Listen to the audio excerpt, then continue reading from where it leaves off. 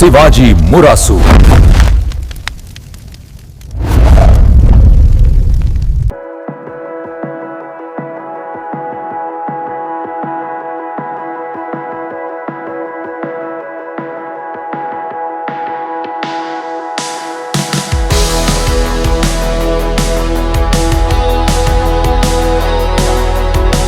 வணக்கம் நண்பர்களே. ஒரு சிறிய கேள்வி. இமயமலையை பார்த்து ஏன் இவ்வளவு உயரமாக இருக்கிறது என்று யாராவது கேள்வி எழுப்புவார்களா? அல்லது மகா சமுத்திரத்தை பார்த்து ஏன் இவ்வளவு ஆழமாக இருக்கிறது என்று யாராவது குறை சொல்வார்களா? இல்லை. ஏனென்றால் அதன் பிரம்மாண்டமே அதன் அழகு. அதே போலத்தான் நடிப்புலகின் இமயமலை நடிகர் திலகம் சிவாஜி கணேசன் அவர்களின் நடிப்பை பார்த்து ஓவர் ஆக்டிங் என்று சொல்பவர்கள் கடலின் ஆழம் தெரியாமல் கரையில் நின்று கொண்டு கத்திக் கொண்டிருப்பவர்கள்.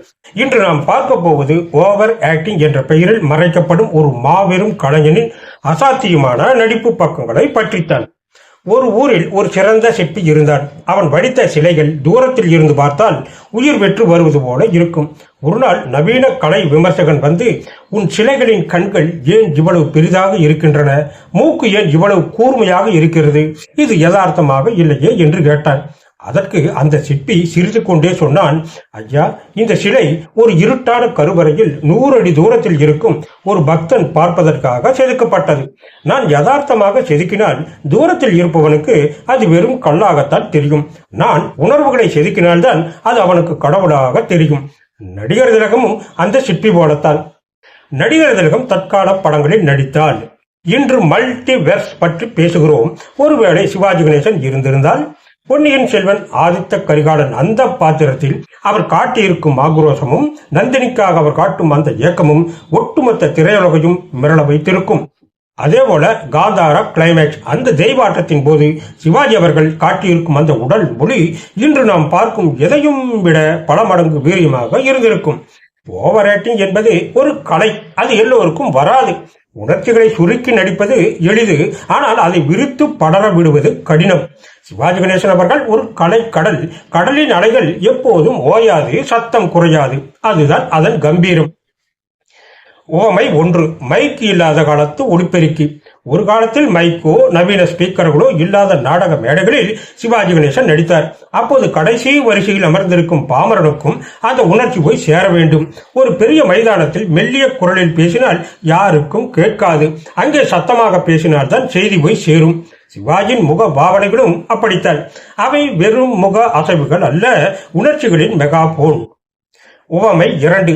தஞ்சை பெரிய கோயிலும் நவீன அடுக்குமாடி குடியிருப்பும். நவீன கால சப்டில் ஆக்டிங் என்பது ஒரு நவீனமான சின்ன அபார்ட்மெண்ட் வீடு போன்றது. பார்ப்பதற்கு அழகாக இருக்கும். ஆனால் சிவாஜியின் நடிப்பு என்பது தஞ்சை பெரிய கோயில் போன்றது. பெரிய கோயிலின் சிற்பங்களை மிக அருகில் சென்று பார்த்தால் பிரம்மாண்டமாக, சில சமயம் அதிகமாக தெரியும். ஆனால் தூரத்தில் நின்று அந்த கோபுரத்தை பார்த்தால்தான் அதன் முழுமையான தெய்வீகமும் கலையும் புரியும். சிவாஜியின் நடிப்பும் ஒரு கோபுர தரிசனம். அதை நுணுக்கமாக பார்ப்பதை விட அதன் ஒட்டுமொத்த பரிமாணத்தை பார்த்தால்தான் அதன் அருமை புரியும். உவமை 3. உணர்ச்சிகளின் உப்பு. சமையலில் உப்பு குறைவாக இருந்தால் ருசிக்காது. அதிகமாக இருந்தால் சாப்பிட முடியாது. ஆனால் சில உணவுகளுக்கு, உதாரணமாக ஊறுகாய், உப்பு தூக்கலாக இருந்தால்தான் ருசி. வீரபாண்டிய கட்டபொம்மன் போன்ற சரித்திர படங்களுக்கு சப்டில் ஆக்டிங் செய்தால் அது ஒரு சாதாரண மனிதனைப் போல இருக்கும். ஒரு மாவீரனின் ஆவேசத்துக்கு நடிப்பில் உப்பு, அதாவது உணர்ச்சி, தூக்கலாகத்தான் இருக்க வேண்டும். அது ஓவர் ஆக்டிங் அல்ல, அந்த பாத்திரத்தின் ருசி. இப்போது சிறந்த 10 படங்களின் ஆராய்ச்சி. முதலாவதாக பராசக்தி, சொற்போர் பாணி திரைப்படம். இதில் நடிப்பு பாணி. இதில் அவர் கையாண்டது வசன உச்சரிப்பு மூலம் உணர்ச்சியை தூண்டும் பாணி. ஒரு புரட்சிகரமான இளைஞனின் கோபத்தை வார்த்தைகளில் ஏற்ற இறக்கங்களோடு கொண்டு வந்தார். சிறப்பு என்னவென்றால், நீதிமன்ற காட்சியில் அவர் பேசும்போது உடல் கல்லாக சமைந்து நிற்கும். ஆனால் கண்கள் சிவந்து நெருப்பை கக்கும். ஒரு அணைக்கட்டு உடைந்தால் நீர் எப்படி பிரவாகமாக பாயுமோ அப்படி தமிழ் வசனங்கள் அவருடைய நாக்கில் இருந்து பாயும். சக்சஸ் என்ற ஒரு சொல்லில் பல போராட்டங்களின் வெற்றியை காட்டியிருப்பார். இரண்டாவதாக வீரபாண்டிய கட்டபொம்மன், மேடை நாடக கம்பீரம். நடிப்பு பாணி. இது லார்ஜர் தேன் லைஃப் பாணி. ஒரு மன்னன் சாதாரண மனிதனைப் போல பேச முடியாது. சிறப்பு என்னவென்றால், இதில் அவர் காட்டிய நடை சிங்க நடை.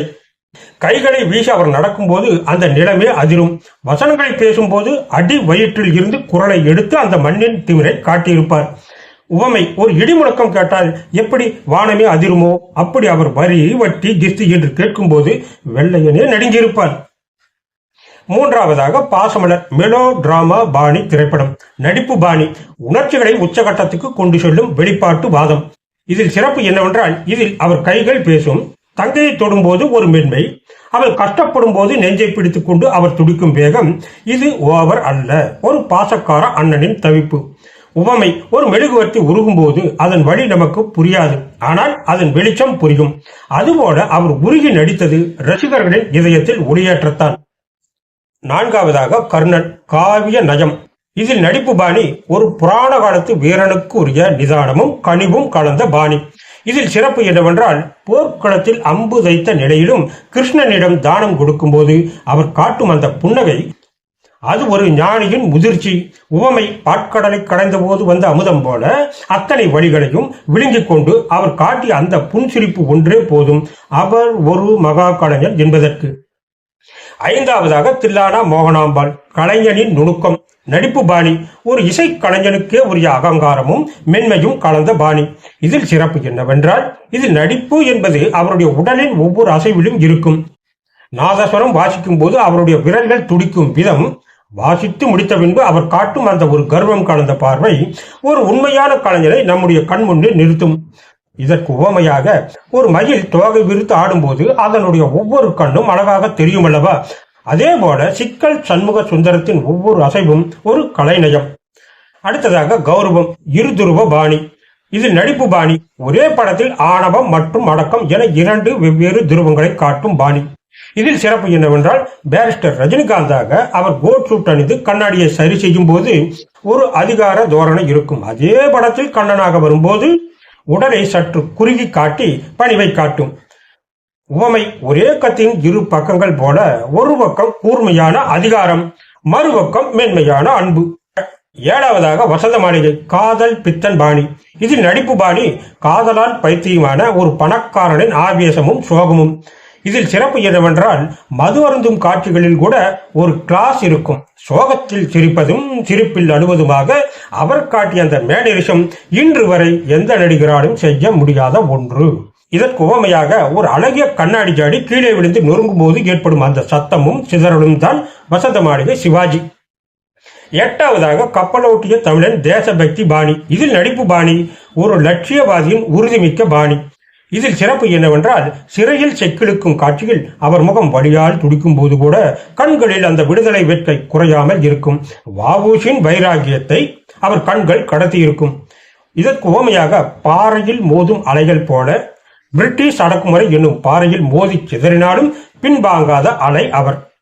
ஒன்பதாவதாக திருவிளையாடல் ஆளுமை பாணி. இதில் நடிப்பு பாணி திரையில் அவர் வந்தாலே மற்றவர்கள் மறைந்து போகும் ஆளுமை திறன். இதில் சிறப்பு என்னவென்றால், பரமசிவனாக அவர் அமர்ந்திருக்கும் போது ஒரு அசைவற்ற மலை போன்ற உறுதி இருக்கும். ஆனால் நக்கீரனிடம் வாதிடும் போது அவர் காட்டும் அந்த இறைவனுக்கே உரிய கோபம், அது ஓவர் ஆக்டிங் அல்ல, அது ஒரு ருத்ர தாண்டவம். இதற்கு உவமையாக, ஆகாயத்தில் சூரியன் இருக்கும்போது மற்ற நட்சத்திரங்கள் தெரிவதில்லை, அதே போல அவர் திரையில் இருக்கும்போது மற்றவர்கள் பிம்பங்களாகவே தெரிவார்கள்.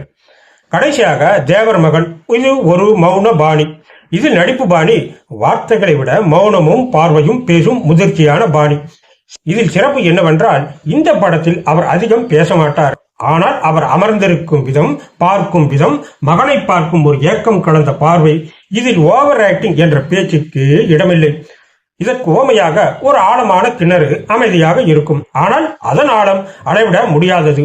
இந்த படத்தின் நடிப்பு அந்த அமைதியான ஆழம் போன்றது. நண்பர்களே, இவ்வளவு நேரம் நாம் விவாதித்த இந்த விஷயங்களின் இறுதியில் நான் சொல்ல விரும்புவது ஒன்றுதான். நடிப்பை சப்டில் என்றும் ஓவர் ஆக்டிங் என்றும் இரண்டு பெட்டிகளுக்குள் அடைத்துவிட முடியாது. ஒரு சிறிய சிற்றோடை சத்தமில்லாமல் ஓடும், அது அழகு. ஆனால் ஒரு பிரம்மாண்டமான அருவி மலையிலிருந்து கொட்டும் போது பேரிரைச்சல் போடும், அது அதன் ஆளுமை. சிற்றோடையை பார்த்து நீ ஏன் அமைதியாக இருக்கிறாய் என்று கேட்பதோ, அருவியை பார்த்து நீ ஏன் இவ்வளவு சத்தம் போடுகிறாய் என்று கேட்பதோ எவ்வளவு முட்டாள்தனமானதோ. அப்படித்தான் சிவாஜியின் நடிப்பை ஓவர் ஆக்டிங் என்று சொல்லுவதும். சிவாஜி கணேசன் அவர்கள் ஒரு மிகச்சிறந்த ஓவியரை போன்றவர். ஒரு ஓவியன் தூரத்தில் இருக்கும் ஒருவனுக்கு தெரிய வேண்டும் என்பதற்காக அடர்த்தியான வண்ணங்களை பயன்படுத்துவான். அது ஓவர் கலரிங் அல்ல, அதுதான் கம்யூனிகேஷன். இன்று நாம் ஏசி அறையில் அமர்ந்து கொண்டு மிக நெருக்கமான கேமரா கோணங்களில் முக அசைவுகளை பார்த்து பழகிவிட்டோம். ஆனால் எந்த தொழில்நுட்பமும் இல்லாத காலத்தில், வெறும் ஒளியும் மட்டுமே ஆயுதமாக இருந்த காலத்தில், ஒரு பாமரனின் இதயத்துக்குள் உணர்ச்சிகளை ஊசியாற்றாமல் கடத்தியவர் நடிகர் திலகம். ஒருமுறை ஒரு வெளிநாட்டுக்கு அறிஞர் சொன்னார், சிவாஜி நடிப்பை பார்க்கும்போது எனக்கு மொழி புரியவில்லை, ஆனால் அவர் அழும்போது என்னுடைய கண்கள் குளமாகின்றன, அவர் சிரிக்கும் போது என்னுடைய இதழ் விரிகின்றது என்று. இதுதான் கலையின் வெற்றி. மொழி தாண்டியும் காலம் தாண்டியும் ஒருவனுடைய நடிப்பு நம்மை பாதிக்கிறது என்றால் அங்கே இருப்பது ஓவர் ஆக்டிங் அல்ல, அது ஒரு கலைஞனின் ஆன்மாவின் வெளிப்பாடு. இன்று நாம் பேசும் படம் தற்கால படங்களை எடுத்துக்கொள்ளுங்கள். அசுரன் படத்தில் ஒரு தந்தை தன் மகனுக்காக மண்டியிடும் இடமாகட்டும், அல்லது ஜெய் பீம் படத்தில் அதிகாரத்தை எதிர்க்கும் இடமாகட்டும், இந்த ஒவ்வொரு காட்சியின் வேறும் எங்கோ ஒரு சிவாஜி கணேசன் படத்தில் ஒளிந்திருக்கும். அவர் அமைத்த பாதையில் தான் இன்றும் பலரும் பயணம் செய்கிறார்கள். நிறைவாக ஒன்று, சிவாஜி அவர்களை விமர்சிப்பவர்கள் ஒன்றை உணர வேண்டும். அவர் வாழ்ந்த காலத்தில் அவர் செய்யாத பரிசோதனைகளே இல்லை. நவராத்திரியில் 9 குணங்களை காட்டினார், கௌரவத்தில் கர்வத்தை காட்டினார், பாசமலரில் பாசத்தின் உச்சத்தை காட்டினார். அவர் ஒரு அகராதி. அந்த அகராதியில் இருக்கும் ஒரு பக்கத்தை பார்த்துவிட்டு வார்த்தைகள் அதிகமாக இருக்கின்றன என்று சொல்வது அறிவீனமே. அவர் ஒரு நடிப்பு பல்கலைக்கழகம். அந்த பல்கலைக்கழகத்தில் பட்டம் வாங்க தேவையில்லை. அங்கிருக்கும் ஒரு வகுப்பறையில் 1 மணி நேரம் அமர்ந்து அவர் நடித்த ஒரு படத்தை பார்த்தாலே போதும். நடிப்பு என்றால் என்னவென்று புரியும். சிவாஜி கணேசன் என்ற அந்த மகா கலைஞன் தமிழ் திரையுலகின் நெற்றிக்கண். அவர் காட்டிய நடிப்பு நெருப்பு இன்றும் அணையாமல் எரிந்து கொண்டுள்ளது. அந்த நெருப்பில் குளிர் காய்ந்து கொண்டு அந்த நெருப்பையே விமர்சிப்பது நியாயமா என்று யோசியுங்கள். உங்களுக்கு பிடித்த அந்த நடிகர் திலகத்தின் அந்த மேஜிக் தருணத்தை பற்றி கீழே உள்ள கமெண்ட் பாக்ஸில் பகிருங்கள். ஒரு கலைஞனை கொண்டாடுவது என்பது கலையை கொண்டாடுவதற்கு சமம். இந்த பதிவு பிடித்திருந்தால் லைக் செய்யவும், ஷேர் செய்யவும், கமெண்ட் செய்யவும். நன்றி, வணக்கம்.